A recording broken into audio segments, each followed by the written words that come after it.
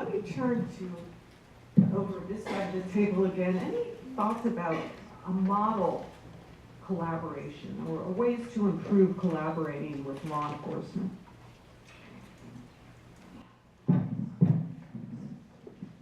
I think I have to agree with Alex and say that trust is really key in all of these cases. I'm not a prosecutor and I'm not law enforcement. I haven't worked in that area. And I think that, one thing that I've heard from other law enforcement agencies or prosecutors is kind of moving these cases to what they call like evidence-based prosecution. So isolating away or staying away a little bit from focusing on the survivor of human trafficking as like the primary source of evidence for a prosecution. I know that it is more resource intensive and it takes more time, and I don't know the logistics of all of that. But I think if I would say that seeing a push towards that effort of really trying to, I think you were talking about sophisticated methods in which you guys are doing some investigations by infiltrating organized crime and having recordings and things that would hold up in court, right, where the client who's already been traumatized and threats to their safety and their family have been the focus of the trafficking, so that they don't have to kind of go through that. I think that I've seen that in some jurisdictions, and I think that has really helped establish some level of trust with the client, where they're really willing to come forward and give all the details and give a lot of information that can help the prosecution move in a way, but are, still kind of protecting of their safety. And the idea of testifying is really terrifying to a lot of clients. The other thing that is less related to anyone in this panel, but comes up in my day-to-day work is, I don't know if maybe I'll ask show of hands and do a quick poll of the audience. Who's heard of the most recent notice to appear memo that was issued by the Department of Homeland Security pretty recently, a couple months ago? Raise your hands if you've heard of the notice to appear memo. I want to see 1, 2, 3, 4, 5, 6. Okay, not a lot of people. So this is actually, we should all be up in arms about the notice to appear memo, and I'm going to tell you why. Because for a long time, say what it is. Yes, so the notice to appear memo designates, basically creating or turning USCIS into an enforcement branch of the Department of Homeland Security. So for the longest time, when I'm applying for a survivor of human trafficking for a T visa, all of this information was promised to be confidential, to be sent to this one office called the Vermont Service Center in this really beautiful place in Mount St. Albans. If you've never been there in St. Albans, Vermont, it's beautiful. And all of this information was confidential, not to be shared with anyone. I worked with ICE and DHS regularly, where clients would talk to them. My clients would never had never been issued a notice to appear, which is the charging document that you get to be forced to go into removal proceedings. So as of this recent change with the Department of Homeland Security, they basically said that if your T visa or U visa gets denied, then you will be, and you don't have any other form of relief, and basically you're going to be undocumented if you're applying for a U or T visa, then you're going to be issued what's called an NTA, a notice to appear, and you'll be forced to go to immigration court, and the Department of Homeland Security is going to start trying to deport you. So this is terrifying, and now I have to advise clients before we go forward on any U or T visa that this is a new risk that they're having to assume, which before I used to say, I've never seen it happen in the past, this is all confidential, the Vermont Service Center doesn't really communicate with ICE, and this is information is kept separate. So I already have several T visa applicants that are not wanting to talk to law enforcement, that are not wanting to report their forced labor or sex trafficking experiences. And to me, that is really scary, because I know how a lot of my clients' collaboration with law enforcement has led to prosecutions of their traffickers. And, I don't know what is happening above, where these things are coming down from, but I think... So isn't this contrary to the Violence Against Women's Act? It is very problematic, and there is some, a lot of people are up in arms about that, but I think as people who are part of the anti-trafficking movement, we should really, kind of get together, especially everyone here in this room, and say to the federal government, hey, this doesn't sound like a good idea. We need to collaborate on this panel on that issue. Yes. Okay. It's contrary to the TVPA as well. I mean, just to the heart of our federal law that focuses on trafficking is the TBPA. It's alarming. Yeah, we do need to collaborate. So can you talk, Rose, about your vision of model collaboration that needs to happen beyond, this one specific issue? We're moving in the right direction. I mean, I would agree that initially when we started out, and we still sometimes we're clumsy and we're trying to figure it out as we go. I think it's really important that we identify who the key players are and make sure they're all at the table. Today, So who do you think they are? so we don't have a public defender or a private defender here represented today, and we do know that survivors of trafficking are criminalized. So I think that would have been a key. Well, we do have someone coming this afternoon who's from the public defender's office. Yes. But you're saying in a model collaboration. In a model collaboration, if we're looking at it from that bigger picture, absolutely. And service providers, community-based, and the survivor voice is important. We've got plenty of local empowered survivor organizations that are here within the Bay that can help guide us and lead us. And they're the experts, and Justice at Last has an advisory council that's made up of those with lived experience because they're the ones that know best about how to approach this. So how do you reconcile survivor voice with evidence-based prosecution? Well, there actually are, factoring in the survivor voice, there is data, there is research that shows that when you're listening to the survivor, it's empowering to them. And I absolutely agree that it's terrifying to come forward and provide that testimony and be on the stand. And most of my clients are reaching out to me because they don't want to testify, right? That is not something that they want to do. But what's key is that establishing that relationship, as we touched on earlier, and having somebody that's stable and somebody that they can trust and somebody that is supporting them and that they know that is on their side and representing them. And so what we've seen when we're looking at even prosecutions, and then also research that shows that when survivors are listened to within the justice system, they feel empowered. If they don't feel like they're being listened to, they're going to walk away from the justice system. They're not going to have faith. And so that isn't what we want, right? In order for us to actually get that successful prosecution, we need to make sure that that survivor voice is listened to and protected. Tony, any brief thoughts about model collaboration? I think my fellow panelists hit it right on the head. I think the state, local, and federal governments all have to sit together and talk about these things. Because if we're having issues with people coming to court and risking being deported, they're not going to come to court. That's the long and short of it. I've worked with the federal side a lot. The problem is there's gaps there. There are some federal agencies, being one of them with the U.S. Attorney's Office, where you can count on them, but then there's other parts of the federal government or agencies that you really don't know them. They just came from somewhere else. They don't know what's going on in San Francisco or the state of California, and you have to kind of break them in. So in a model situation, everyone will be on the same page and would recognize victims for what they are, victims, and this would be a seamless process. Because as law enforcement, we also have the issues of also dealing this out to the public and making them understand when they're complaining about the trafficking victims being outside. They want to do something, i.e. arrest them. We have to explain to them that these people are victims like everybody else, that's a victim of a violent crime. And that's a hard sell. So in a model situation, we have the public and the government side all working collaboratively with the NGOs. And it'd be a seamless process, and no one will be risking anything.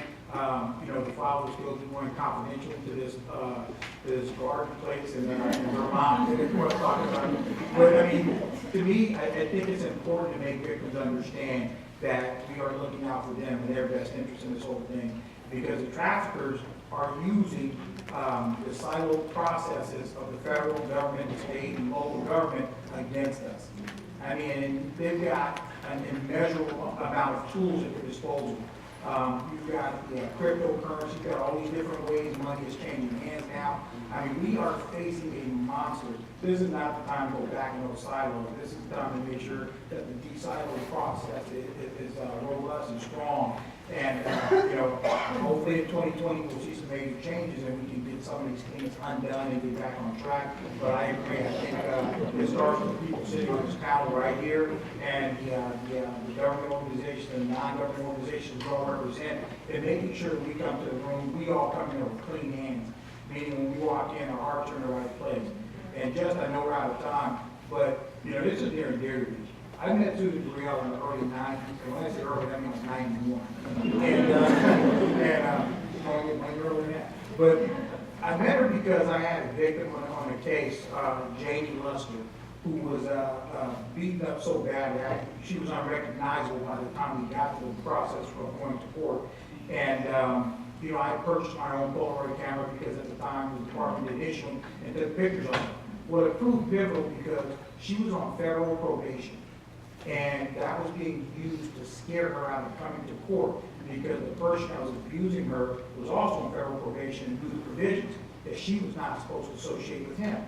It became this huge deal. But one of the things that shaped my law enforcement career when dealing and moving to kind of a victim-centric mode was watching Susan deal with that case as a prosecutor and how hard it was. And that Janie got on the stand and completely lied, just completely went south on us because we did not have a lot of the things in place that we have now. We still secured a conviction. And the thing that stuck out to me was Janie Luster ran up and hugged her and thanked her for everything she did in spite of her having to get up there and say what she said.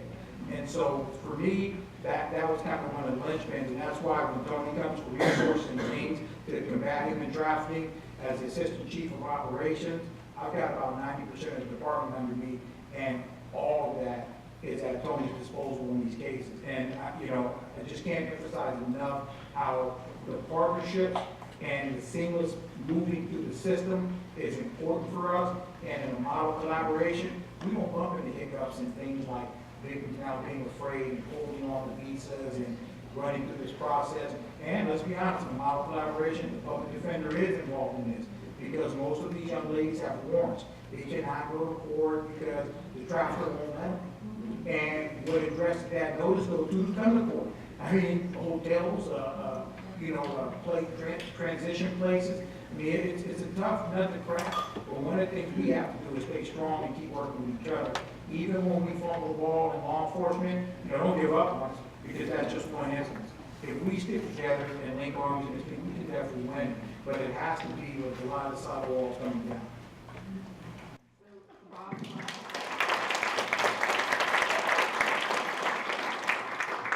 Bottom line is glue and trust. Do we have any urgent questions someone wants to ask? We have 1 minute. Yes. Yes, hi. You talked about victims and with everybody a little bit. Who are the perpetrators? Are we looking at gangs? Who are the perpetrators? Are we looking at gangs or international groups with respect to the Attorney General? I mean, who are the traffickers? All of the above. I mean, really, it's international gangs. It's local gangs. Yes. It's everybody. I would just, And the biggest problem, real fast, is we refer to them as tennis shoe pimps. It was your local thugs saw how much money was being made, and then they jumped in. So, I mean, it's one of those things where there's legalization of partners keeps coming. The other avenues to make money have kind of dissolved, so everyone is moving in this general direction. So we used to have street gangs who were dealing in chop houses, I think they were called, dealing with cars, stolen cars, and they saw how profitable it was dealing with girls. So now they're trafficking girls. You see it on the local level, on the national and international level. Yeah, I have a question for the panel. So my name is Stephanie. I'm the Policy and Legal Services Director at CAST. And first, I just want to say it's very inspiring to see this panel together and the message that you're saying. I've been working in LA with a similar task force, and we do not have this synergy, so it's inspiring. But my one question, it's a very concrete thing that I've asked our law enforcement partners to do based on my experience with victims for 10 years, and they've said no. So I'm curious if this panel would have a different opinion. And that is that they're insistent that law enforcement needs to interview victims prior to social services, legal services, providing them with information about their rights, stabilizing them, because it's so important to the law enforcement case that the information is untainted or fresh, right? And for me, my experience is that that's when the victims are lying to you, and you're getting these very inconsistent statements. and you're not allowing the proper role of the victim service provider to stabilize that person so they come forward to you with the best information. So I'm curious how that sits with you, that victim service providers should be first in providing the support, and then law enforcement investigation questions when that victim is in a place. I would say that it just depends on the situation. I don't think there's going to be one size fits all approach to any given situation. I think in some instances, I think it might be the best practice for law enforcement to take the initial crack at the interview, and then obviously in conjunction with that, notify victim services and bring advocates in to help them, and then maybe do a follow-up interview after those services are provided. In another instance, when someone just isn't at that place to talk to law enforcement, and I think it requires training for investigators to really recognize when it's appropriate to do that initial interview, it might make sense to bring in the advocates and start those services, and then come in and do the interview. But I think it's case by case, and I think effective law enforcement training will help identify when it's appropriate to do that. Yeah, I will echo that. I think the traditional federal law enforcement training is that they want to get in there first and interview. And I can definitely appreciate your comments that they need to stabilize the witness, the victim. I think the best case scenario is to have the trained special agent who does have the experience. They know what they're dealing with. That takes time, and that varies. And when the person leaves, then we're starting from scratch again. And that does happen. So it's imperfect for sure. But yeah, the training of the agents is they want to get in there. They want to test the veracity of the victim. So I think we're out of time. All right. So thank you all very much.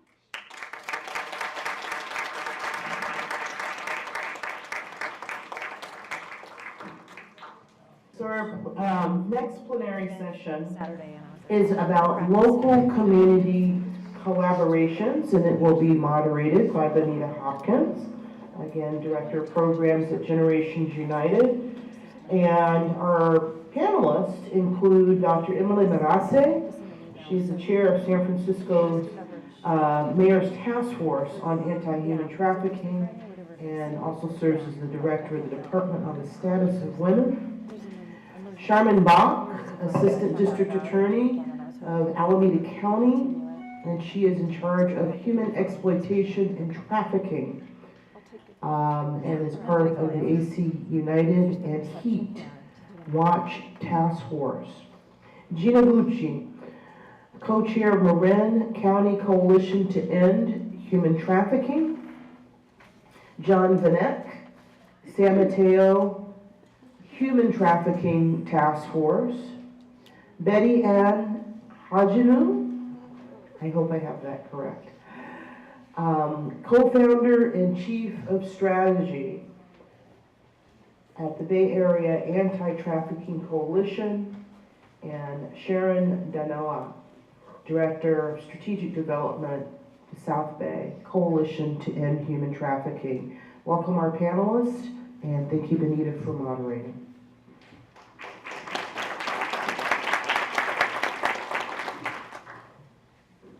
Thank you, Andrea.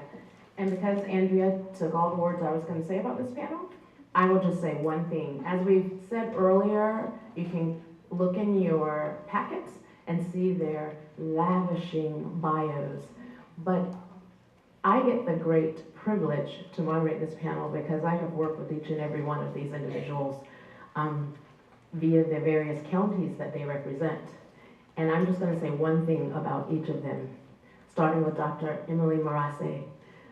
Though the San Francisco Collaborative was my first collaborative effort that I joined here in the area, she is Miss Information San Francisco. We worked first with the San Francisco Unified School District, and in her role at that time, as well as San Francisco Department of Status of Women. Thank you for being here today. Shaman hails from my county, Alameda County, and she was the first person I worked with in my county on this issue of human trafficking, way back almost 10 years ago, and with the Heat Watch Task Force. Thank you, Charmaine, for being here today. John, wow. Almost 10 years, a little over 10 years ago, he was my first investigative teacher on the subject of human trafficking. We go way back to those days. Thank you for the wealth of information that I carry today in what I teach and represent here. As has been mentioned, our today's theme of this conference is collaborative solutions to combating human trafficking. And this particular platform, this particular plenary session is local collaborative efforts. Betty Ann and the Bay Area Anti-Trafficking Coalition, they are masters at getting each of our organizations, a plethora of probably over 50 organizations in the Bay Area wide, to collaborate and come up with those collaborative solutions. So we are grateful to have you on this panel as well. And Gina, I call the new kid on the block, so to speak. We have worked via the South Bay Coalition, and Marin County has been one of the newer counties who have come on board in the fight. And Sharon, too, a dear friend, the San Jose, the South Bay, I should say, Collaborative to End Human Trafficking has been my working collaborative because it's the closest one to me in geography. And we have partnered on several things along the years in that regard, as well as No Traffic Ahead. So thank you for being here, and thank you all for all the work that you do. So this particular plenary, each individual, because they all represent the various areas of the Bay Area, I'm sure you realize that we live in an area that is very vast in lots of places and very spread out, but very connected in this fight. Very connected from the bad guys all working together in the various areas and moving victims around, but we all have to work together. So what we are doing today, they only get 10 minutes, and some of our minutes have been gone so far, but they are going to give us reports of some of the collaborative work that they have been doing over the past year, and maybe give us a glimpse of some things that they will be working on coming up. So we're going to start with Dr. Emerly Morassi with San Francisco. Thank you very much. It's always a pleasure working with you, Benita. I'd like to know first who's in the audience. By show of hands, how many nonprofit folks are in the audience? Nonprofits? Okay, lots and lots of them. That's fantastic. Government folks in the audience? All right. I know that we have some faith-based folks in the audience, the sisters. Yeah? All right. People who work with victims, people who work directly with victims. We have a good representation. Law enforcement. We have law enforcement in the house. Do we have any students in the house? Students? Oh, good. We have some students. Any media? Solo practitioners? Did I miss anybody? Okay. And I'm going to sort of get you out of your seat as well. How many folks have been in this field a year to 5 years? Please stand. You've been in the field a year to 5 years or so. Okay, let's give them a hand. Okay, how about 5 to 10 years? Somewhere between 5 and 10 years? How about 10 to 20 years? 10 to 20 years, please stand. How about 20 to 30 years? Do we have folks who've been in the field 20 to 30 years? No, that's kind of a math. Oh, Anne-Marie Cowboy. All right. Okay, let's give her a big hand. It is a relatively new field. thrilled. I've been in this position 15 years, and when I first started, nobody was talking about this issue until the Jewish Coalition on Anti-Human Trafficking came to us and said, we want the city to do something about this. And so I represent the Mayor's Task Force on Anti-Human Trafficking. It was first convened in 2013. It was the direct result of a recommendation from the San Francisco Collaborative Against Human Trafficking. And someone mentioned it earlier, we met for the very first time in this room in 2009. Were there people here in 2009 when the very first conference on human trafficking happened? We had no idea how many people were working in the area, and lo and behold, 100 people were working in the area. So it's great to be back in this very room. So the task force has had so many accomplishments. I decided I'm just gonna offer the top 10. So like David Latterman's top 10 list. So I'm gonna need your help keeping track of the numbers. So we're all gonna say number 10 together, okay? Number 10, louder than that. You can do better than that. Number 10. Okay, annual collection of data. So we've published 3 data reports and we're working on the 4th. So in 2015, we gathered data from 19 different government and community-based agencies and surfaced 291 cases here in San Francisco. In 2016, we collected data from 15 different agencies and surfaced 499 different cases. In 2017, our most recent report, data from 18 different agencies surfaced 521 cases. Here in San Francisco, 1 in 4 of which involve minors. It's very important for me to say cases because we're not sure if they're unduplicated individuals. We don't have the capacity to figure out the individuals involved, but at least we have some idea of how many cases our city is handling. Okay, next number? Number 9. Oh, you can do better than that. Number 9. Inclusion of voices of persons with lived experiences. We convened a youth advisory board and actually paid the youth to participate. It just finished its inaugural year under the leadership of Freedom Forward and Young Women's Freedom Center. And I saw Jamel Perkins earlier, who's the founder of Freedom Forward. The Youth Advisory Board gave us important input, for example, on housing and placement recommendations for youth. So the task force approved those recommendations, and we've taken them to the Department of Homelessness and Supportive Housing. It hasn't been, it's been challenging working with youth. They do have their own opinions about some of these things, but it really has benefited us. Next, number 8. Review of the city supply chains. We collaborate with the Center for Good Food Purchasing, and we turned to our public hospitals and jails and said, have you looked at your food supply chain? So the center helps public institutions analyze their food supply chains on 5 values, one of which is a valued workforce in the production, processing, and distribution of food. So we are the first jail system in the country to adopt these good food values. Next. Number 7. Outreach to immigrant workers. It has been really difficult, challenging to reach out to our undocumented immigrant workers. So we partnered with the Department of Environment.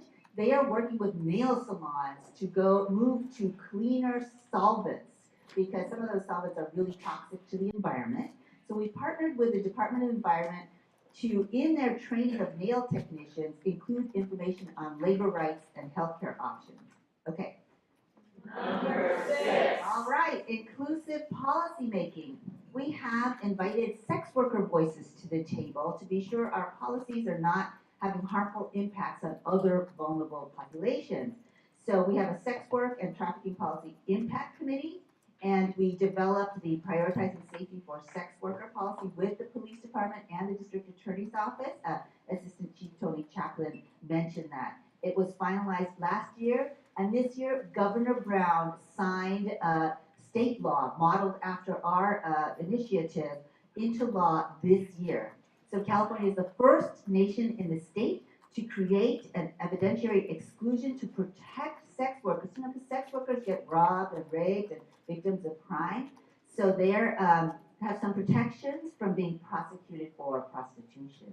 Next. Number 5. All right. Outreach campaign and training is part of Super Bowl 50. In 2015, we partnered with the host committee for Super Bowl 50 to implement an anti-human trafficking billboard campaign, and the Bay Area Coalition for Anti-Human Trafficking conducted training for the 5,000 event volunteers on recognizing the signs of human trafficking. Next. Number 4. Online training. We created a free online anti-human trafficking training for hospitality workers and the general public. It's hosted by Stanford University on its free MOOC. I don't remember what the acronym is for that, but it's their online university.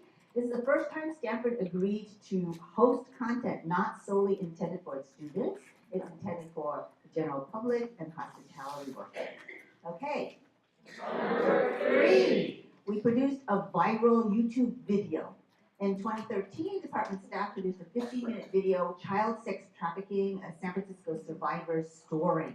It features a local survivor telling her heart-wrenching story of exploitation in San Francisco, Oakland, and Las Vegas. The video has now had 38,000 views. Okay. Number 2.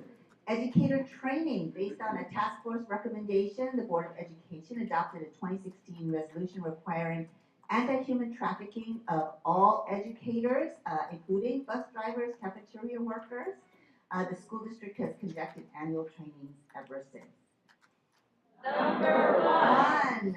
The number 1 achievement, 24-hour response to commercially sexually exploited children. Where once response was limited to Monday through Friday, 9 to 5, the task force secured funding to provide response to SFCAHT on evenings and weekends in partnership with Huckleberry Youth Programs. If you are a member of our task force, would you please stand and be recognized? I know there are task force members out there. Come on, let's recognize our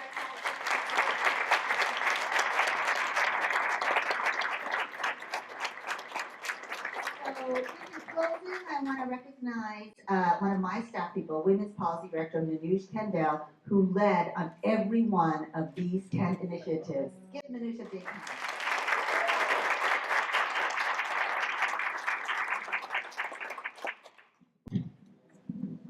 Wow. I want to be the president of your fan club. Seriously. We're in good hands in San Francisco with Emily doing all the top 10s. Thank you for having the Alameda County DA's office. The DA, Nancy O'Malley, could not be here today, and so I'm honored to be here in her stead. I'm a San Francisco girl, so thank you for shortening my commute today. I didn't have to drive to Oakland. In early 2000, I was in the child molest unit in the DA's office, and there was a case where the girls were sold, and I was stunned. Actually, they were here in San Francisco, incarcerated for some other reason, and I went to talk to them, and I couldn't believe that children were being sold. Shortly thereafter, we formed the HEAT unit, which was the first of its kind prosecution unit in the United States dedicated to rescuing victims and holding their traffickers accountable. That HEAT unit has been in existence ever since, and I currently lead the HEAT team. There is a program in Alameda County called Heat Watch. Heat Watch is a collaborative program, and it's received recognition nationally for being a gold standard in terms of the 5-point strategy that it provides and the collaboration that results. The 5 prongs are as follows, and number 1. Can I hear one? I won't do that to you again.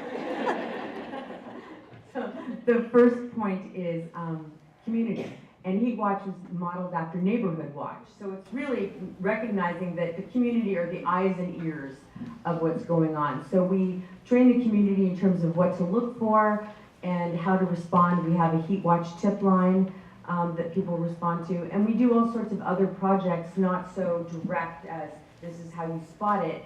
For example, we do art with the Red Sands Project, filling in cracks in the sidewalks in recognition of those who have been sold and exploited.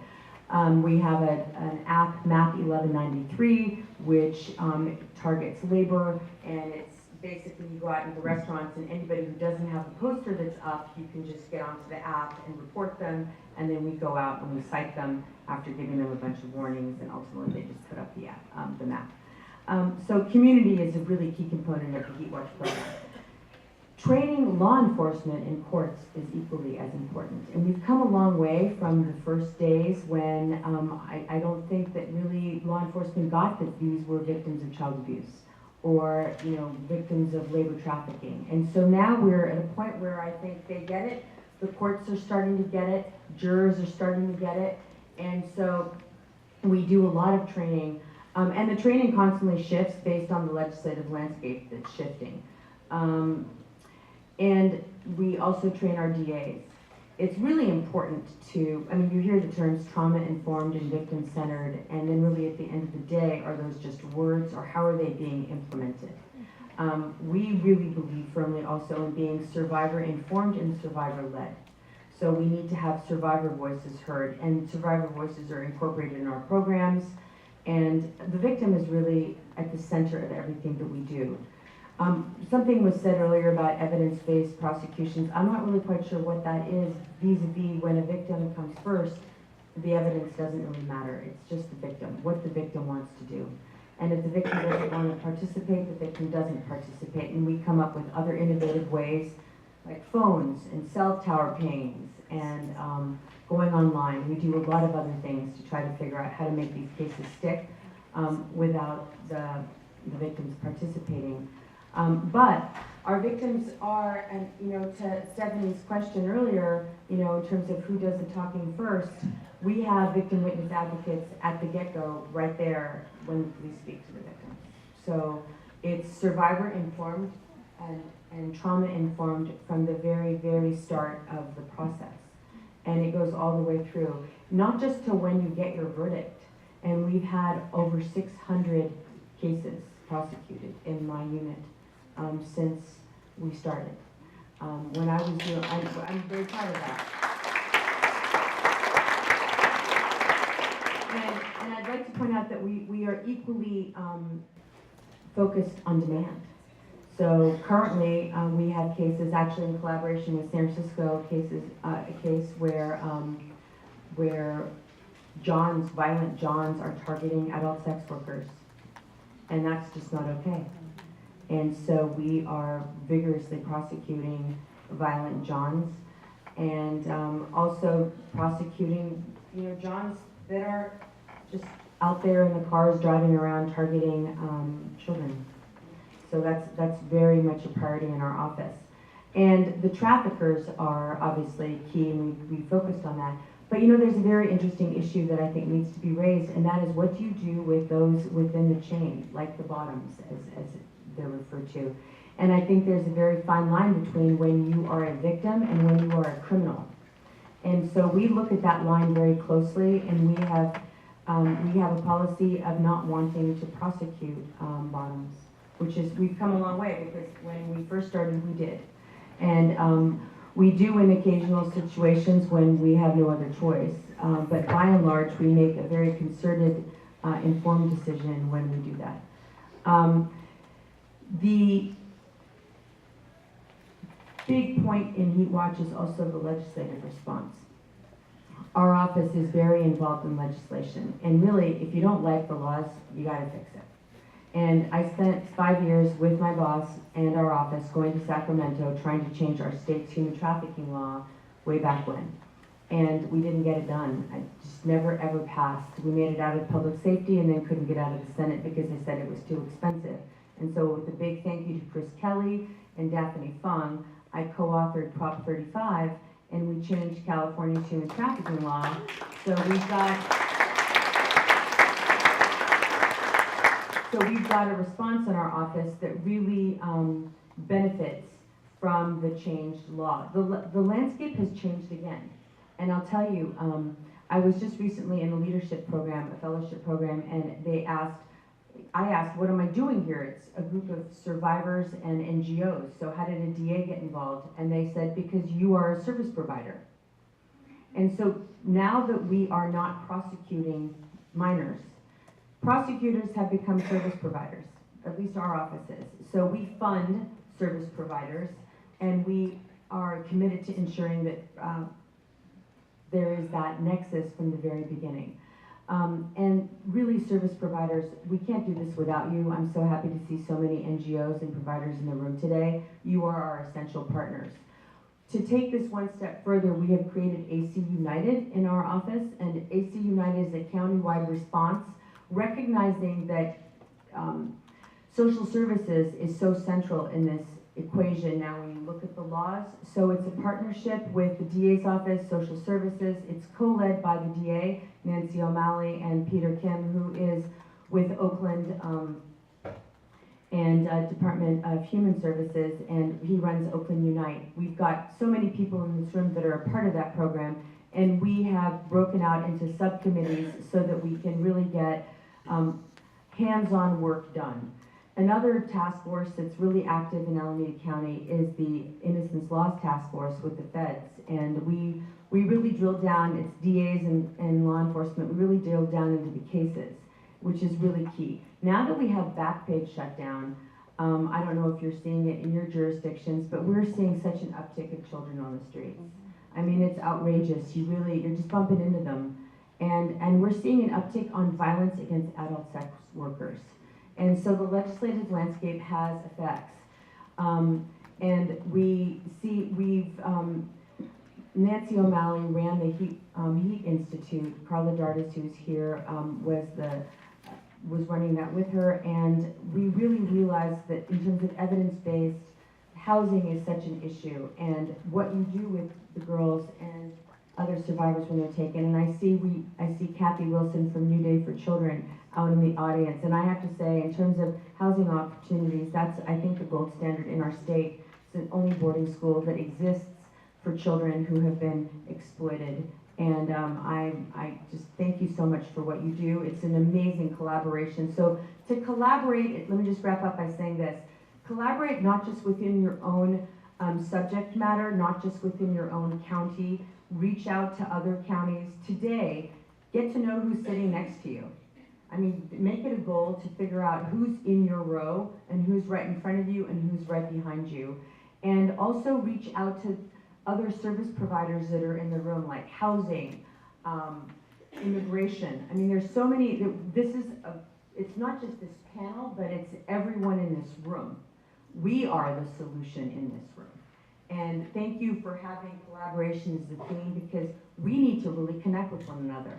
Not to sound hokey, but it really does take a village to rescue a child and prosecute a trafficker. This is our village. Thank you for having me.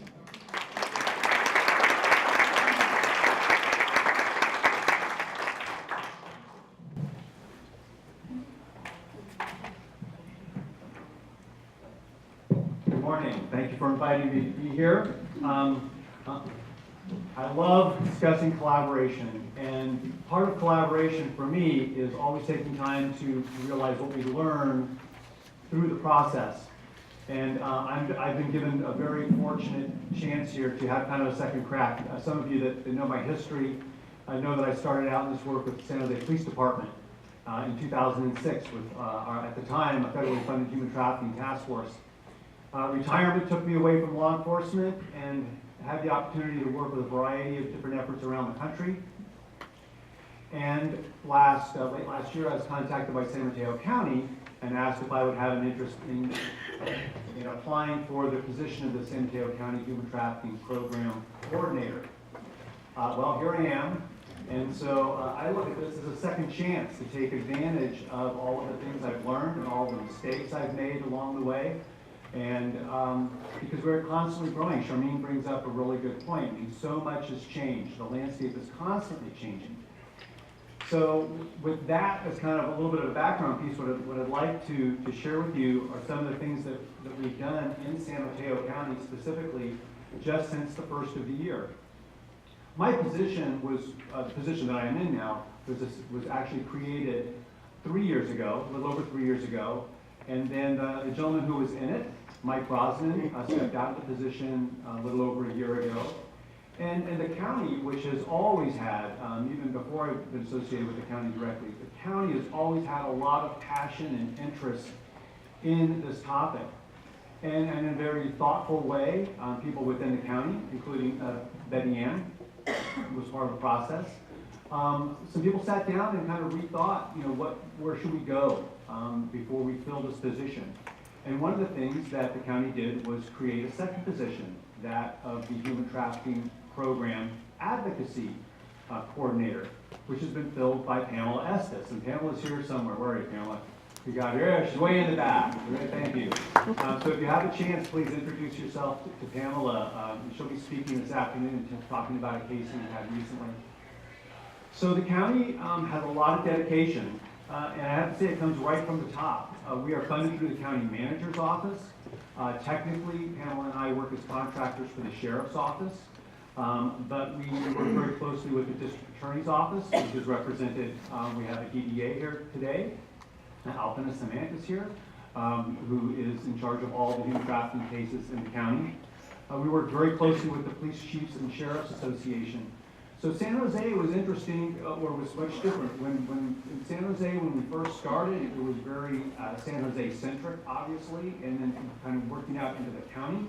It was quite easy in many respects in building a brand new program, where at the time, at least on my side of the table, I had one chief to speak to, one chief to answer to. San Mateo County, we have 18, 19 different law enforcement agencies. So there's 18 chiefs. And we're very fortunate that the Police Chiefs and Sheriff's Association has been wonderfully supportive of the work that we've launched into.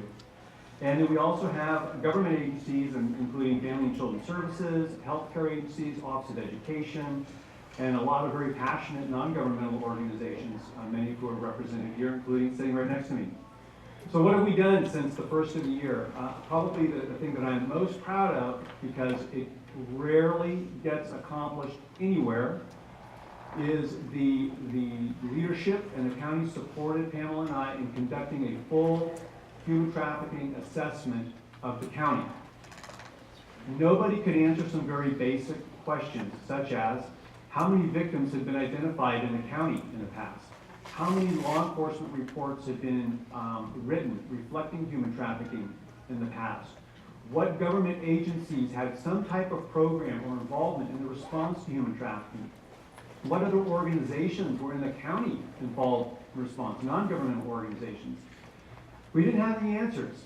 And so they, this is a cost of real money. It is an investment of time that leadership supported. And between January and May 31st, we drafted an assessment.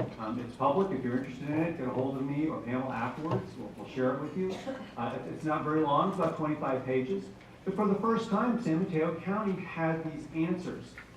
And it helped galvanize much of the interest, particularly amongst leadership, that we should be addressing certain issues. It takes away the ability for some people to say things like, human trafficking does not occur here, wherever here is, okay? Well, this type of trafficking doesn't occur here. Well, when you dig and you find the answers, and then you can come back and say, no, here's evidence of CSET.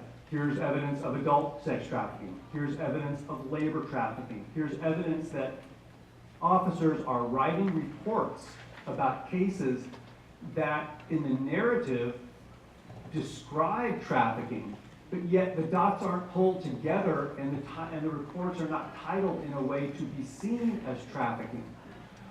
That victim services providers are identifying victims of trafficking, but they don't know who to contact to push forward, not only on the assistance to the victims, but how to work with law enforcement to pursue potential cases.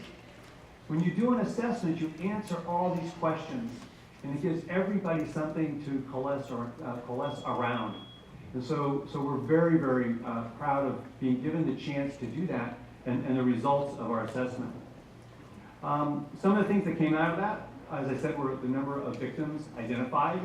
We asked all of our service providers if they could give us a number of victims identified in some way, shape, or form, and we gave them a definition in the last 3 years. And in San Mateo County, I think everybody's probably very familiar with the makeup of the county demographically, economically, etc. But in the last 3 years, over 200 victims of human trafficking were identified. Many cases of trafficking were alluded to in police reports. We learned, most importantly, about the capacities the county has and the gaps and the challenges the county needs to overcome moving forward. The other big thing that we did is we created an opportunity for everyone in the community to come together around this topic. We created what's now called the Human Trafficking Initiative. It's a public meeting monthly. It's open to anybody in the county or surrounding counties that are interested in the work that's being done in San Mateo County. We've got particular initiatives moving forward now to address illicit massage businesses in the county, to address demand. There's a lot of interest in a comprehensive demand program. We are working on filling the gaps that we have in some areas of victim services.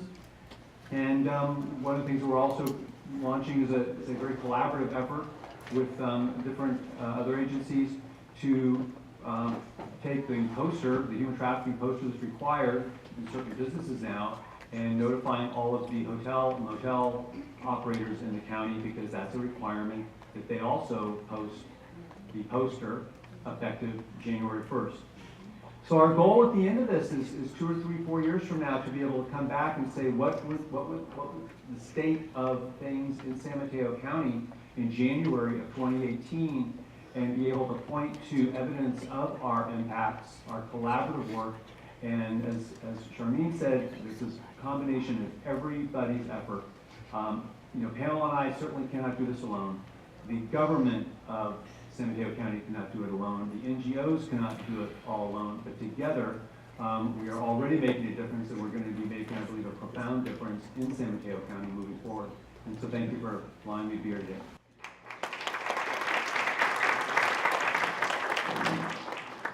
Nita, if it's okay, I'm going to let the individual counties kind of finish their reports.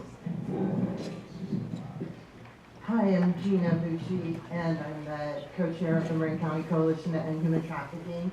And I want to thank Benita and Laurel for asking me to participate today.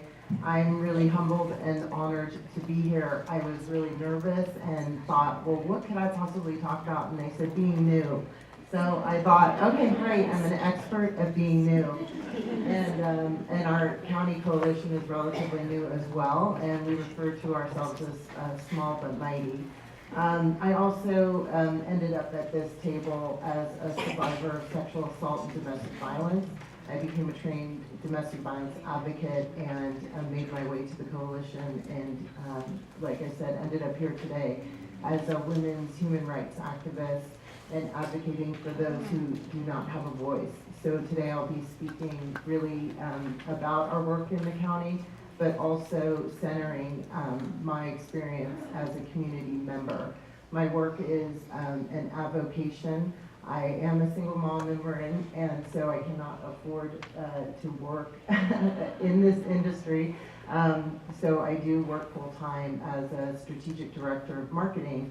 And what I'll say about that is I constantly am looking for jobs in this field, thinking that's my calling. But what I found is the impact that I'm able to have in the private sector is just as powerful. And I would say that a majority of our coalition members, about 2/3, are volunteers.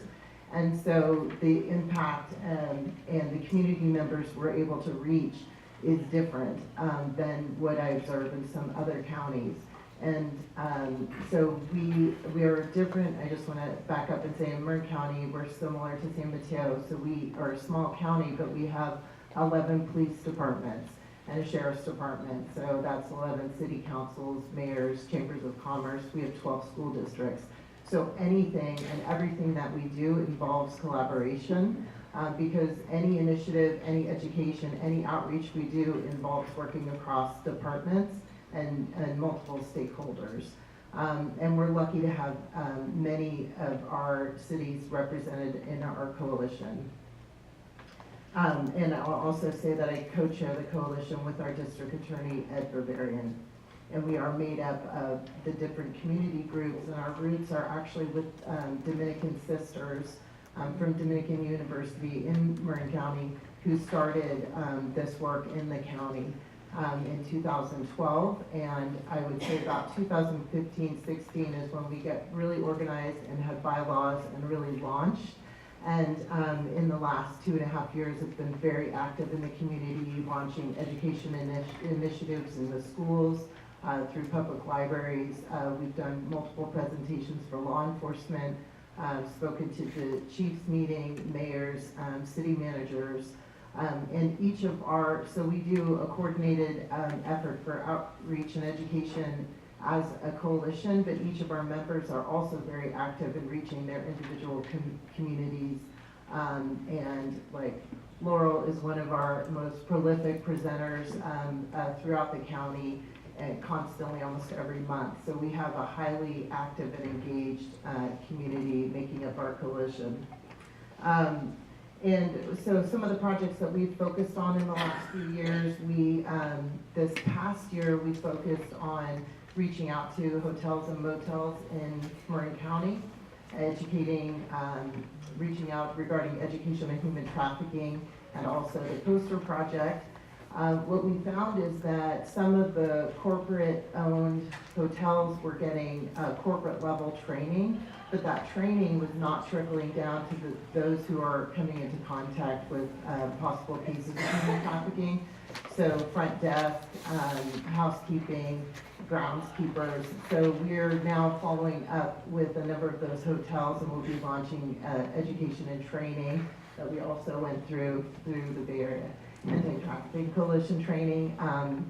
And so we are following up on that. We are also sharing the resources from Stanford. So we're also drawing on the experience and resources in the other counties and partnering with other counties, and all the work that everybody is doing, especially here at this table in their counties, we're drawing on that. So yes, we're the new kids on the block, but you've opened up your resources, your experience, and made a place for us and allowed us to come alongside, and we wouldn't be doing the work that we're doing without you.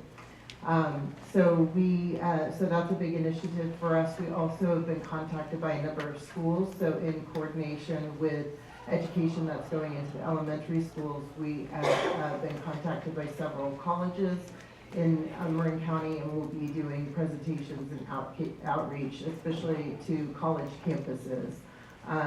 One of the projects we'll be working on this next year is creating a podcast series for Dominican University students that will be in their library. When we collected the hotel data, we have shared that information with the South Bay Coalition. They are doing a similar project, or had done a similar project in an urban setting, and they wanted to bring together hotel data from a suburban setting and the urban setting to look for similarities, to assess trends, but also to collaborate to create a hotel training toolkit that could be comprehensive and encompass all situations. And I think we're finding more similarities than differences in what we're actually seeing on these site visits, and that was a coordinated effort also with law enforcement. And the year before that, the hotel work built on our outreach that we did for the SB 1193 poster project, and we had 150 businesses that qualified for that mandate.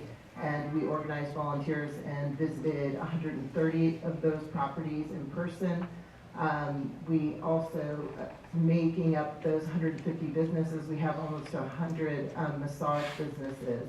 And that's in Marin County, which is sort of hard to believe. No one believes me, but we have the data. And of those that we visited, 20% of those sites were suspicious. We created reports that then went back to our different law enforcement agencies for follow-up. And that information was also shared with the MAP 1193, so those properties could be integrated also with that data. So one of the things that I want to talk about being in Marin County is our, as I was saying, our community And one of the leverage points, we're able to create awareness. We have really passionate volunteers that mobilize. We're going to our service providers, we're going to law enforcement agencies, and we're saying, how can we help you? How can we serve you? How can we organize to support you in your work? One of the ways we do that through education is also educating jury pools. We know that prosecuting these cases are very complex, and so the better job we can do at educating the public, the better support that law enforcement and prosecutors have. And I also want to talk about faith-based groups have been integral. As I mentioned, the nuns were responsible for launching our coalition, but faith-based groups have been integral in our success and supporting us in our work and networking, and I can't say enough about that. So I also want to say that I'm also a delegate to the United Nations representing Seroptimus International. I'm very honored to work at that level, but it's another way that our coalition, we have multiple members who are also part of Seroptimus, but it gives us another leverage point. So yes, we're local, we're in Marin County, we're working regionally, but we also are drawing on the experiences and wisdom as well as contributing and participating at the international level. And I also, being the new kid on the block, I just wanted to say that if you're here and you're an intern or you're a student or you're just getting into this, I just want to affirm that you are enough, you have what it takes, and we need you. And I'm going to close really quickly with a quote from President Barack Obama. Change will not come if we wait for some other person or some other time. We are the ones we've been waiting for. We are the change we seek.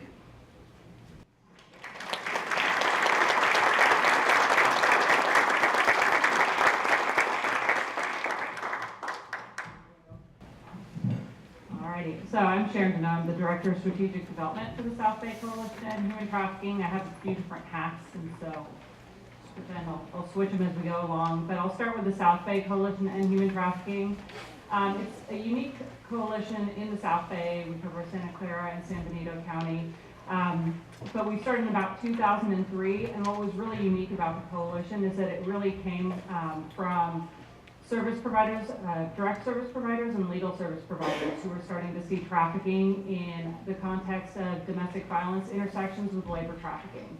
And so our coalition really started with a strong focus on intersections and with labor trafficking. We expanded out to start looking at CSAC and sex trafficking with the TVPA, but it's really kind of maintained a grassroots feel, and it really has maintained a really strong voice for service providers, and it's a shame Pearl Flores isn't here, she's our chair, but she's one of the founders along with Lynette Parker.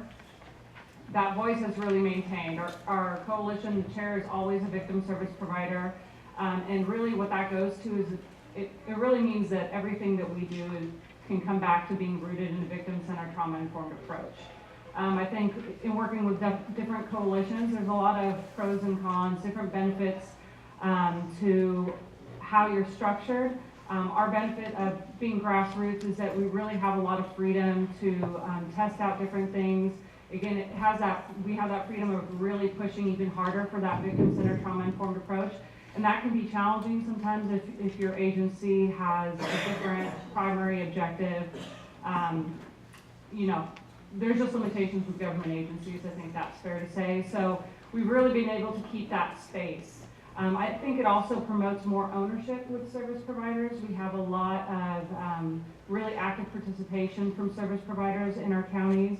And it's benefited me because they've really invested in full-time coordination, and now we actually have another coordinator. Shout out to Kristen. So that's been really great for us, is that we've actually been able to invest. We have 2 staff persons for just a coalition, but everybody else is attached to an agency, and we're about 35 different agencies in the area. We're kind of set up across a quadrant where we have law enforcement agencies, government partners, we have legal service providers, direct service providers, and community outreach groups. Our county also has a few different collaborations and coalitions. You heard Patrick speak about the Light Task Force. Our county has a unique human trafficking commission, and all of them have really different benefits. And so, when we talk about model coalitions and model collaboratives, it's really worth exploring. All of them have different roles. The county commission really brought together high-level players from different administrative and civic agencies that were able to really help with systematic change. We've really been able to bring together our service providers. I think in our coalition, we really try to embody a collective impact model. Collective impact really looks at how can all of our work that we do in our own specific fields and silos be brought together so that we reflect a larger change. And so the way that we kind of see that playing out in our county is that our service providers actually go in together on grants, which is not uncommon, but we always apply for grants with at least 5 different service providers. And that also means then you have common deliverables and you have really a common kind of agenda of what you're working towards. It also helps us being victim-centered because you have a diversity of services available to clients. So you can be more culturally responsive, and we're a pretty big county, so it also helps us in terms of geographic reach. With this collaboration, it's also helped establish trust, of course, across service providers as well as law enforcement agencies.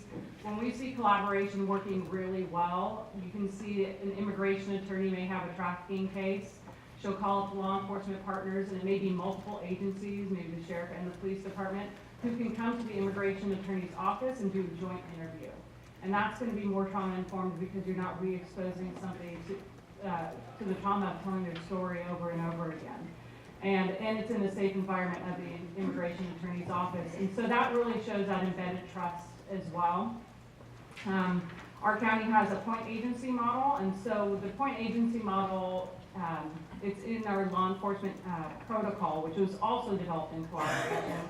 But the point agency model means that we have one responding agency 24/7 for law enforcement or service providers. And right now that's Community Solutions, and if there's a case that comes up and they need an in-person response, you can call Community Solutions hotline, and they can figure out who's available for that respective response. If there are language needs, then they can reach out to the respective agency.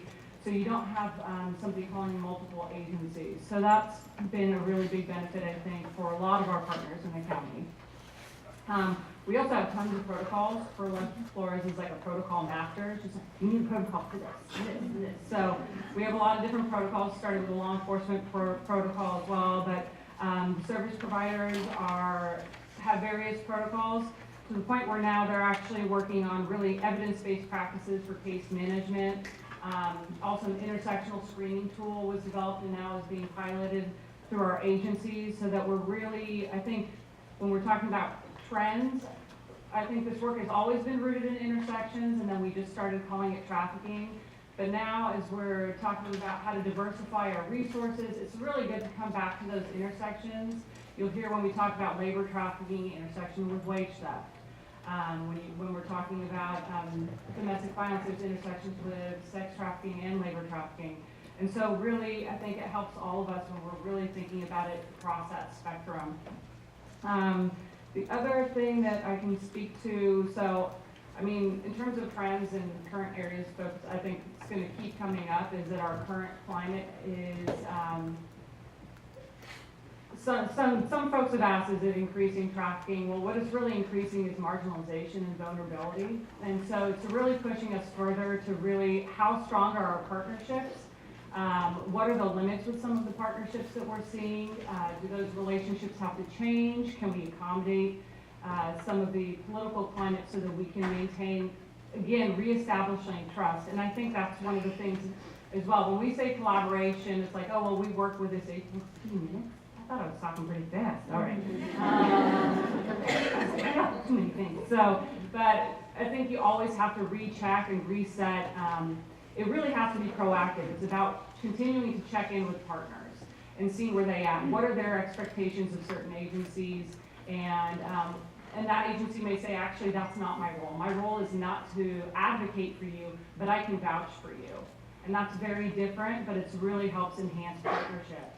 I did want to talk quickly about another huge trend really is that we're seeing a need for regional connection. And so a few of the other hats I wear is No Traffic Ahead was a regional work group that started prior to the Super Bowl, and it led to the development of the MOOC, which is Mass Online Open Course, as well as the hotel training that we're seeing, because we don't want to duplicate efforts. We really want to share and enhance our learnings.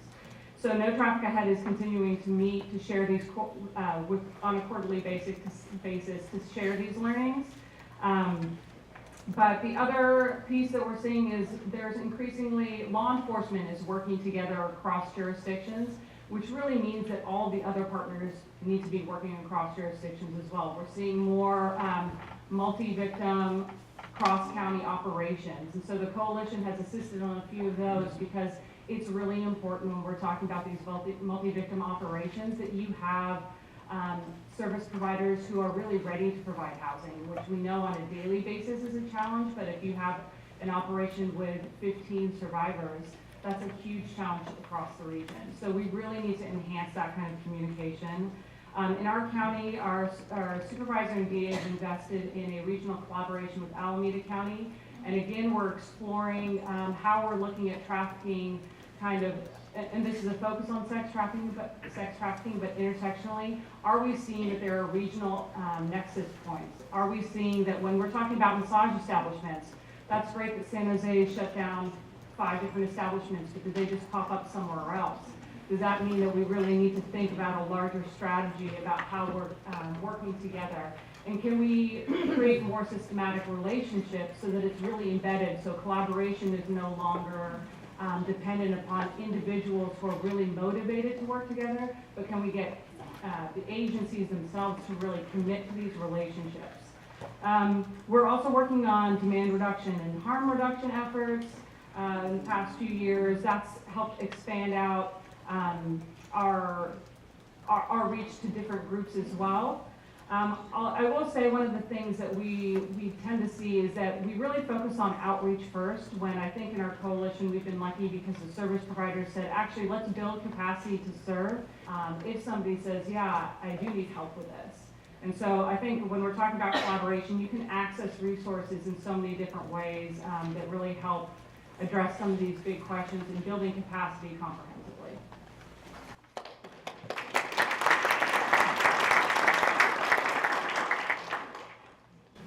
Thanks for all my colleagues up here. I wanted to kind of go last just because we don't represent just one county and we're speaking more to the regional as well. I promised myself with wearing gold that I wouldn't sit in front of the Golden Seal, but here I am. So if you can't see me, sorry. The Bay Area Anti-Trafficking Coalition from our foundation was really based on this desire for collaboration. And in my master's degree, I actually got a degree in conflict resolution, which was highly interesting but highly unemployable. And so when I got into the area of anti-trafficking work, what I couldn't believe was this sense of a very new nonprofit space. Very young, very much anybody who's here from the nonprofit world knows, struggling to find dollars to keep your programs going, struggling to keep working with the survivors that you know of, and truly people mortgaging houses, doing other things to be able to stay in this work. And so from the get-go, I've had very much a heart for collaboration, but I've also seen the struggle, especially among nonprofits. And quite frankly, one of the things we stumbled upon in the beginning was this heart that there would just be something good about us all getting together. And so that led to our first Freedom Summit back in 2011. John Van Eyck, Charmaine Bach were both 2 of our speakers that day. And I'll never forget that as I stood up there moderating all of these fabulous folks coming together to talk about the importance of collaboration, and the importance of understanding the issue happened here, that there was actually an operation happening that weekend in my hometown of Danville, which when I grew up there, I thought nothing happened there.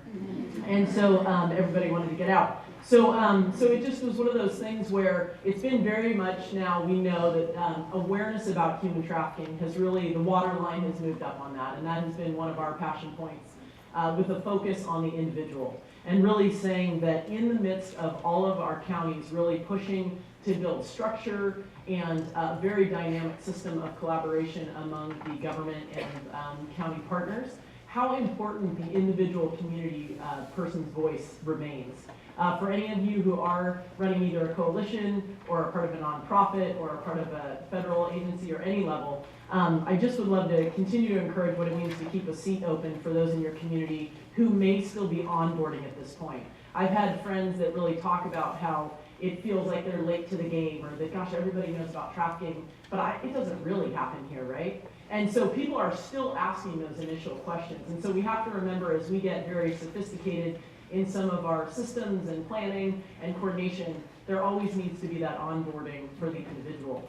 One of the things that we kind of patented that first Freedom Summit and have continued to encourage our nonprofit partners to use is this conversation with the individual about not overwhelming them, about not taking them from obliviousness to paralysis, but actually engaging them about what they can do.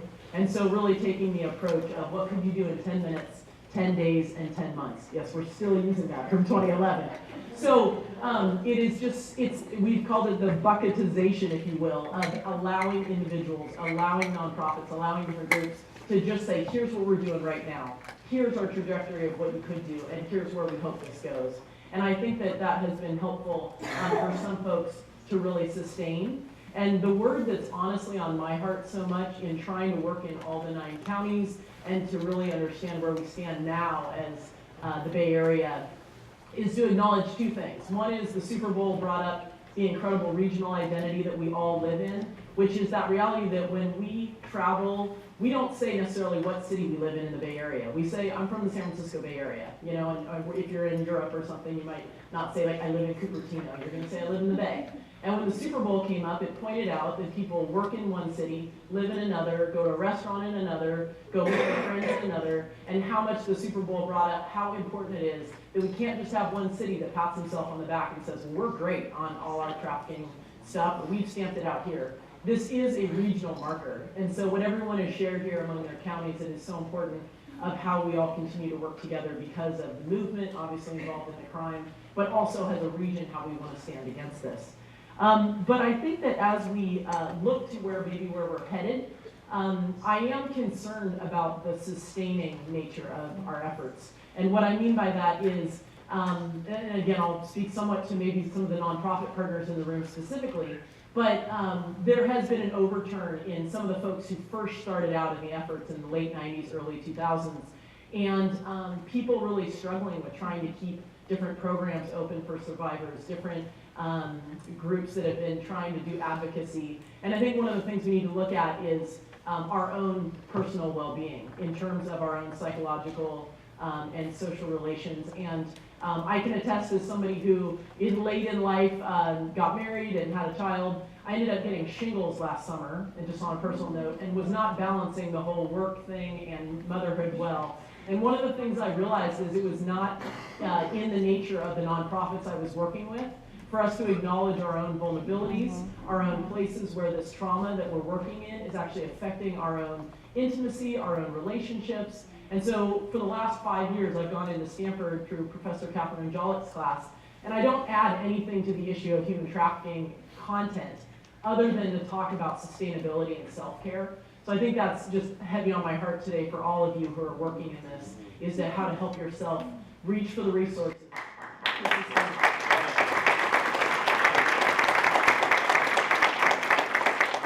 And so lastly, I'd love to end with, I do think that if we were to say that, and I know this session, and in the afternoon we have some sessions that are breakouts, but that sense of, if we were to just say, well, more people need to know about what trafficking is in the Bay Area.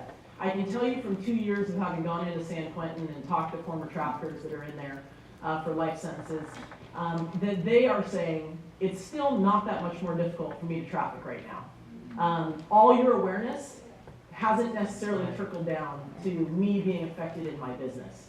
Now that's just a handful of former traffickers that we've talked to, but I would love to encourage us all to think about, if we think of the model of human trafficking, that there's prevention and advocacy and awareness, and there's intervention and the importance of law enforcement and hotels and healthcare workers and primary intervention players, and then there's all the efforts of veteran services and aftercare.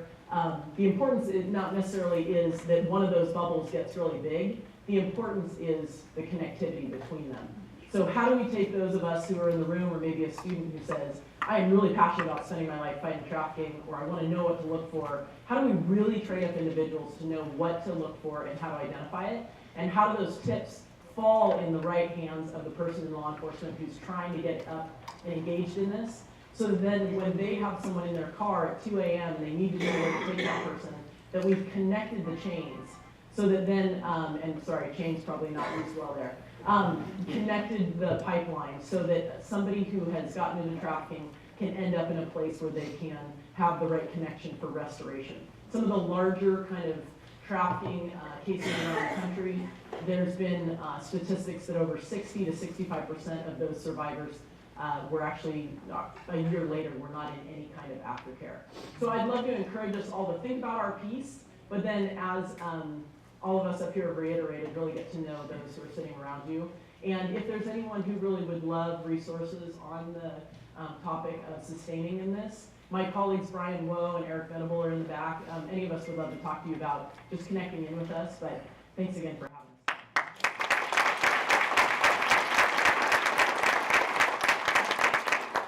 Thank you all, and I will just close with saying that if you would like to, I know that was a download from each of them on us, but good stuff.